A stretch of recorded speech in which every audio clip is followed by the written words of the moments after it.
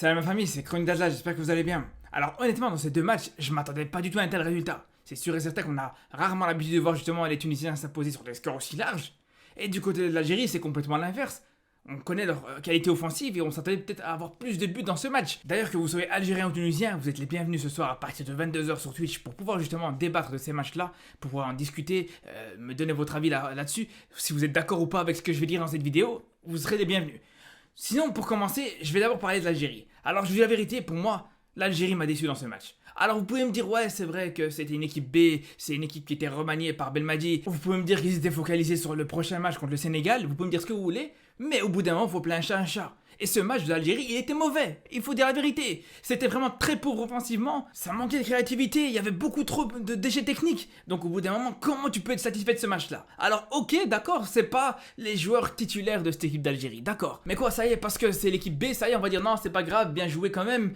Et la prochaine fois, ils feront mieux. Non. Au bout d'un moment, équipe B ou pas équipe B, c'était mauvais, tout simplement. Et ça a commencé par le milieu de terrain. Alors là, justement, on peut le dire, l'Algérie a joué sans milieu de terrain sur ce match, je suis désolé. Et ça a commencé par Abdelli. Au bout d'un moment, je veux bien. Mais quand tu vois qu'au début du match, il se prend un petit pont par un joueur tanzanien, on se dit déjà c'est compliqué. Mais bon, on peut dire, allez, c'est pas grave. Ça peut arriver à tout le monde de se prendre un petit pont, c'est pas un problème. Et quand tu vois que juste après, en deuxième mi-temps, il a une occasion justement d'ouvrir le score pour l'Algérie, il se fait complètement oublier par la défense tanzanienne, il a une occasion en or. Encore mieux qu'un penalty parce que justement on voit qu'il est devant le point de penalty. Mais malgré ça, c'est même pas qu'il a pas réussi à marquer, c'est qu'il a même pas réussi à cadrer cette frappe, tout simplement.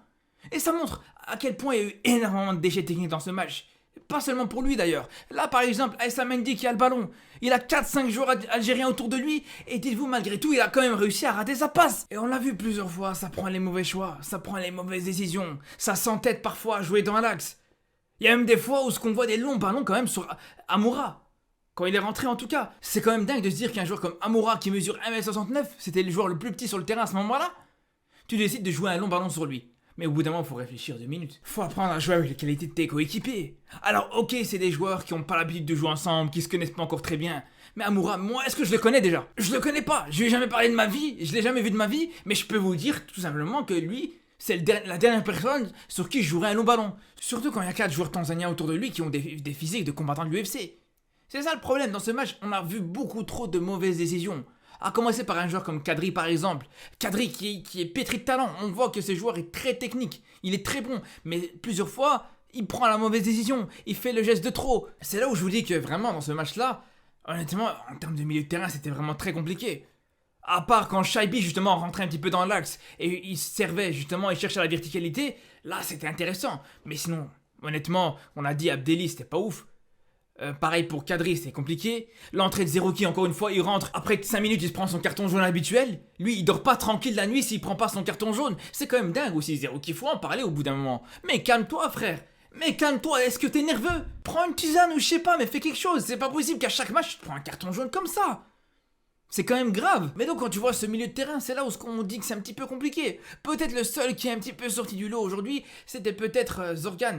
Zorgan qui a fait des choses intéressantes, qui se plaçait souvent entre les lignes, qui demandait souvent dos au jeu pour trouver le troisième homme. Ça c'était intéressant. Mais au-delà de ça, honnêtement, voilà, c'est vrai qu'on en parle du milieu de terrain, mais l'absence aussi d'un vrai neuf, ça a manqué au bout d'un moment. Parce que on peut dire que c'est clair que des joueurs comme Amoura ou des joueurs comme Mario, c'est des très bons joueurs. C'est des joueurs qui ont aussi de la qualité. Mais est-ce que c'est vraiment les joueurs sur qui tu pourras compter pour être ton attaquant en Coupe d'Afrique? Là, c'est sûr et certain que je pense pas. Ça peut être très compliqué. À la limite, un joueur comme Amoura, quand justement, tu mènes au score, tu restes dans un bloc bien bas et que tu cherches les contre-attaques par exemple, c'est sûr que c'est un joueur qui peut faire vraiment la différence. Mais quand tu tombes justement contre une équipe qui est bien organisée, avec un bloc très dense, pour moi honnêtement, Amoura il pourra absolument rien faire. C'est là où justement des joueurs comme Slimani, comme Bounedjah, comme même Delors, faut le dire, ils peuvent être intéressants.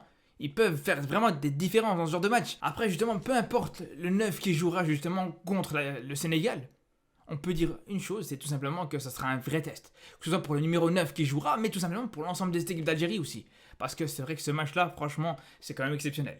À quelques mois de la Coupe d'Afrique, affronter le champion en titre, c'est une très bonne chose. C'est vraiment le meilleur test que tu pouvais avoir, ou même le meilleur entraînement que tu pouvais avoir, tout simplement. D'ailleurs, justement, dans quelques jours, je vais revenir sur ce match avant la rencontre, bien sûr, pour vous dire un petit peu comment je vois ce Sénégal-Algérie. Après, pour ce qui est du match de la Tunisie, honnêtement, je vous le dis, j'ai été agréablement surpris. Vraiment, j'ai aimé plusieurs choses dans ce match. J'ai découvert aussi des joueurs. En fait, c'est marrant parce que quasiment à chaque match de la Tunisie, je découvre de nouveaux joueurs que je connaissais pas du tout. Et s'il y a un joueur que j'ai envie de retenir dans ce match, c'est peut-être pas celui qui a été le meilleur sur le terrain, c'est peut-être pas celui qui est le plus habile techniquement, c'est tout simplement Haitham Jouni. Alors pourquoi je citerai ce joueur-là? C'est tout simplement parce que il jouait un poste qu'on sait très bien qui manque en Tunisie. On sait à quel point en Tunisie, justement, tu as énormément de difficultés à trouver un vrai neuf, un joueur qui peut vraiment assurer dans ce genre de match. Et là, pour le coup, quand on a vu à quel point il a pesé sur la défense du Botswana, quand on a vu à quel point il était hyper à l'aise dans les airs, quand on a vu tout simplement à quel point il était varié dans son style, il a la capacité justement à gagner des duels aériens,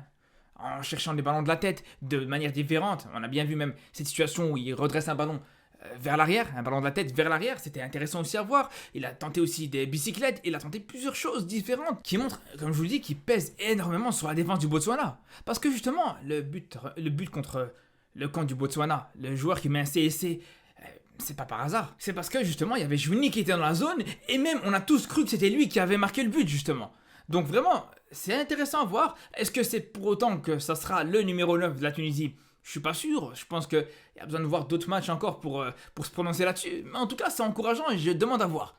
Tout comme un joueur que je demande à voir dans ce match, malheureusement, on n'a pas forcément eu l'occasion de le voir, c'est tout simplement le petit Achouri. Alors c'est vraiment dommage qu'il n'ait pas rentré parce que justement, il a fait un très bon rassemblement au mois d'août, on s'en rappelle très bien, notamment le match contre l'Algérie par exemple.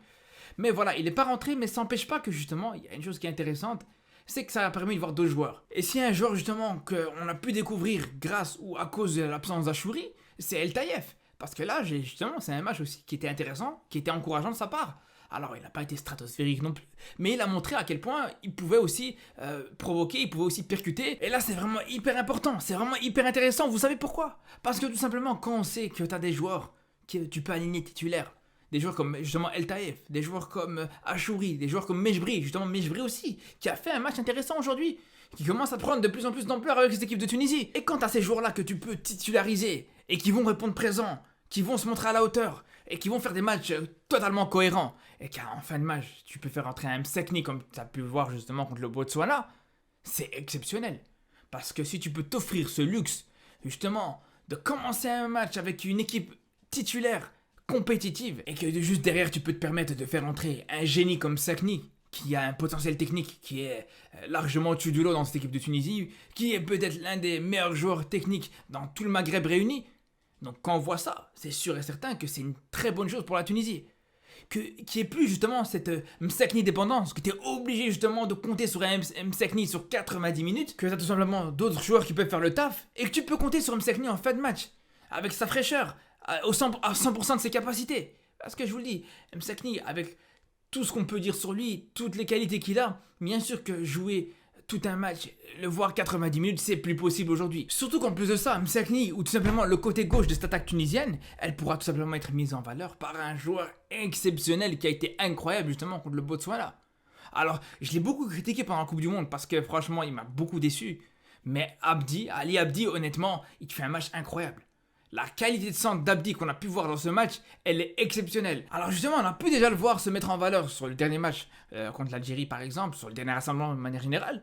Mais là, honnêtement, encore une fois, franchement, en termes de centre, il a été incroyable. Il a été même décisif comme ça. Et donc voilà, quand tu t'associes justement la solidité que tu peux voir dans cette équipe de Tunisie depuis très longtemps, avec des joueurs comme Talbi, des joueurs comme Laïdjouni, comme Skiri, tout ça qui peuvent être très bons défensivement, si tu rajoutes à ça justement la qualité technique des Msekni, des Mejbri, des El Taïef qu'on a pu voir justement contre le Botswana, ou même Abdi avec sa qualité de centre, ben là, vraiment, on peut avoir une très belle équipe. On peut avoir une équipe très compétitive. Et c'est pour ça, honnêtement, je demande à voir encore une fois les Tunisiens sur les prochains matchs. J'ai vraiment hâte de voir ce que ça donnera. Et pour le coup, comme je vous disais, en tant que Tunisien ou en tant qu'Algérien, vous êtes les bienvenus ce soir à partir de 22h sur Twitch pour en débattre en live, pour débattre et pour parler de vos équipes à vous. Donc on se dit à ce soir et surtout d'ici là, prenez soin de vous.